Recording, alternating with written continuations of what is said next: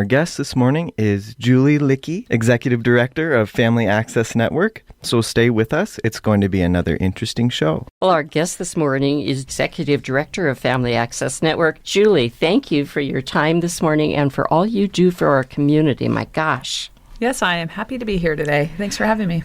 So, first of all, tell us a little bit about you and how you became involved with FAN. I didn't know this was going to get personal. It will. It early. will. We want the dirt. So I have actually been with FAN for 18 years. FAN has been around 31 years, so I've been here for 18. And before that, I worked for Deschutes County, worked in Crook County a little bit, and have just really, my husband was born and raised here, so we are Central Oregon folks now, and we're not going anywhere. And why would you? Exactly. So Family Access Network, or FAN, what exactly is that? And whom do they serve and how? Great. So Family Access Network has FAN advocates in 65 school sites throughout Central Oregon. We have 30 FAN advocates serving families. And our goal really is to break down barriers so kids can attend school every day and get a good education. And what kind of barriers? Okay, barriers. So the beauty of FAN is we really have the flexibility to help families and students in whatever way they need so they can go to school. Could be a scientific calculator. Could be something as easy as a backpack. It could be a family who's living in their car, and we need to help them get stable housing so those kids can focus on school every day. So it very much, when we say basic needs or we say barriers, there are so many things that we do and support. And I think a big piece of this is every person, every family is individual and unique. And so our FAN advocates are able to meet them where they're at and really figure out what it is that they need, this little family, to make sure their kiddos can show up for school. How do the advocates know what the kids want? The kids aren't going to tell them. No, it is interesting. Our FAN advocates in the elementary school, their work looks a lot different than the FAN advocates in the high school. And that is because, and the middle school is a little bit of a mix, and that is because at the elementary school, our FAN advocates are working mostly with the parents, the grandparents, the guardian, whoever those adults are that are supporting the kids. And so oftentimes in the elementary school, our FAN students don't even know they're getting services. We had a grandma working with her kiddos. Her grandkids were living with her, and she was going to she got her electricity turned off in the morning. Kids had gone to school, heat, all of that shut off. And she called her FAN advocate and said, I don't know what I'm going to do. Here's the situation. Here's what's happening. Grandma, limited income, all of these things that wrap around that, grandparents taking care of their grandchildren. And she and the FAN advocate worked really hard during the day. 6 hours later, heat back on. Those grandkids had no idea. And that is what we want. We want the kids to be able to be kids, and for us to help the families in whatever way we can, so those kids can just make sure they're able to do what they need to do to be successful in school. You mentioned that the advocates for the grade school kids are a little different than for the high school kids. How so? Yeah. So on the flip side of that, we all know by the time kids get to high school that they know what's going on. I mean, we can't really fool them, right? Those of us that have had teens in our house or have been teens, we all know. They know everything. They know more than we want them to know sometimes.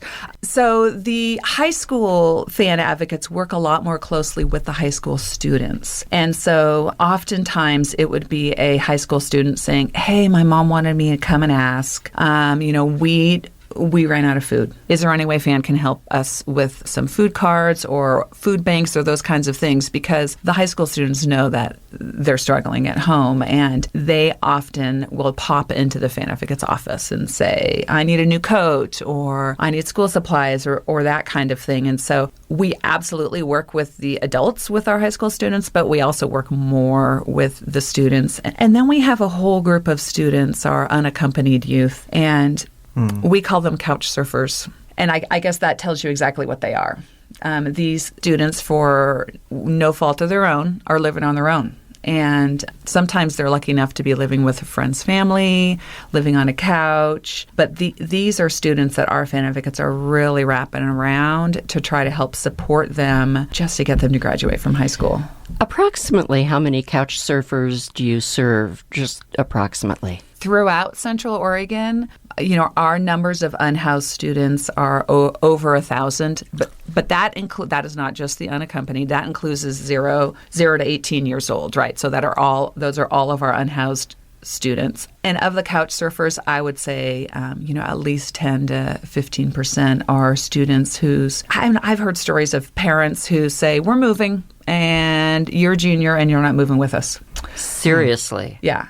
So that's, that is one situation. We've also had high school students who don't want to live with their mom or their dad because it's unsafe. Mm-hmm. And so they have made the choice of moving out because it's a better option for them than living in whatever that circumstance that is happening at home. You serve all of Central Oregon, correct? Yes. All 3 counties? Yes. Okay. Are there advocates in every school? Our fan advocates, every school has a fan advocate attached to them. So some of our smaller schools, some of our small magnet schools don't necessarily have a fan advocate with office hours every week, but the school staff know who their fan advocate is and who they can reach out to. The parents know who they can reach out to from that school. I remember just going through school in Redmond, and the fan was everywhere. Always. I remember we donated a few items of clothing and stuff in middle school, and it's amazing to think that there could be some schools that don't have fan. Are fan advocates volunteers or are they paid? That is a great question, and it comes up so often. Our fan advocates are paid. They are employees of their school district, and this is what makes FAN unique.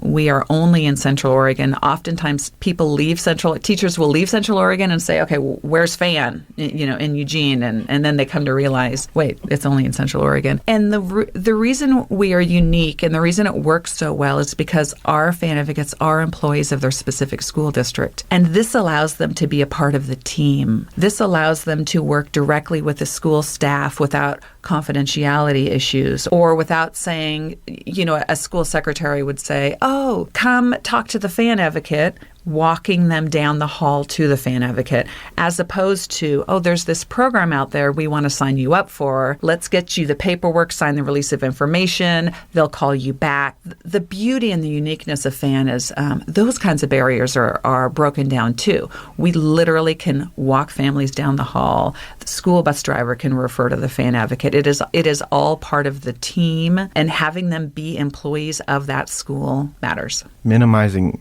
any kind of barriers. There's just an office there. I love that. Yes. And a lot of families, school is where they go. We very much have families who have had poor experiences in school historically and are nervous and anxious in schools. But also, that is the easiest place to capture families is the school setting. That's the safest and most comfortable place for a lot of our families. So that easy handoff of a coat or, how's it going today? Just a quick touch with the family happens because they're picking their kids up, or you see them outside, or they're walking in the hallway, or it's parent conferences, or, all of those sort of natural areas for the fan advocates to build that relationship with the families. How many families does FAN serve in Central Oregon? So each school year, we serve over 7,500 kids and family members throughout Central Oregon. And you guys being FAN, are kind of a brokerage, right? You work with other nonprofits to help the kids and help the families. Yes, we help families navigate the sometimes confusing social service system. So our fan advocates will sit down with families and say, okay, how many kids do you have in the family? What's your income? What supports have you received in the past? Okay, these are the 3 places that you would be able to go to, but don't go now because they don't have money after the 5th of the month, for example. And so it is very much this toolbox that the fan advocates are accessing when they're working with families and helping them figure out what the resources are. I will say we are only successful because of our partners. We have over 100 partners we work with, and they still pick up the phone when we call, which is remarkable sometimes.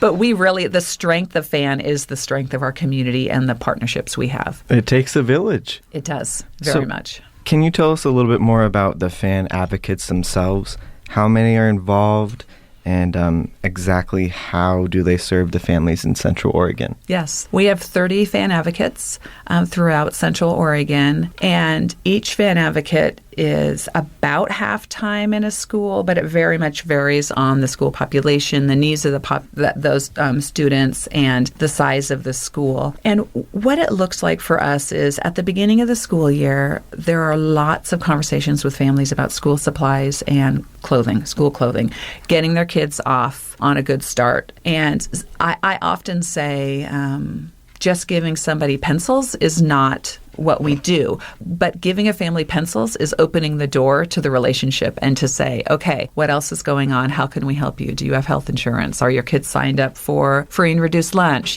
All of those other things that we're able to do. So that really is opening the door at the beginning of the year to ask the questions, build the relationship to help support them in other ways. So I'm going to jump right in with a shameless plug for my Rotary Club. Do it. Redmond Rotary. Talk Great. to us about Operation Warm. So Redmond Rotary is a great example of one of the partners that we work with that provides warm items for our kids. They've worked with Bomba socks and got socks for our kids. We've had tennis shoes, coats.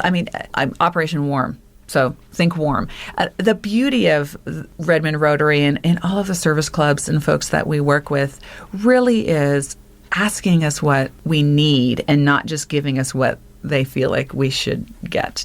Does that make sense? It's like, what do you really need? What do the students really need? What is the most helpful thing for you? Allowing the fan advocates then to be the ones that are the experts and be the ones that are able to distribute those kinds of items that Redmond Rotary and other folks give us to in a timely manner. So what other organizations do you partner with to provide your services? Gosh, so many. We work with a lot of local nonprofits to support students. So Bethlehem Inn, Saving Grace. I am going to get in trouble because I'm not going to name all of them. But we have some great partnerships with folks like Parks and Rec who will scholarship kids in and then say to us, okay, what can you do? What can we do? This is a little bit about of what we do. We can help with a little bit. Can you help with a little bit? Can we get this church to help with a little bit? All to support students. One of the big pieces that happens as we talk about the beginning of the school year and new clothing is the Assistance League of Bend has Operation School Bell, and they raise money to support students with new clothing so they get to go shopping. And the fan partnership piece of this is we identify the students and help make sure that they get there that night, and the Assistance League does all the coordination and the fundraising and making sure that they get those clothing items. So that's a great example of a partnership that works really well. Their job is a lot easier as they are part of their mission is clothing students, and our job is a lot easier as we're trying to also support students. So that is a great example of some of our partnerships. Very ingrained in the community. There's this vast network. I love it. Yes, I always say fan is everywhere, and it's wonderful, and fan is everywhere, and sometimes it's a lot. Sometimes it's, you're herding cats a little bit.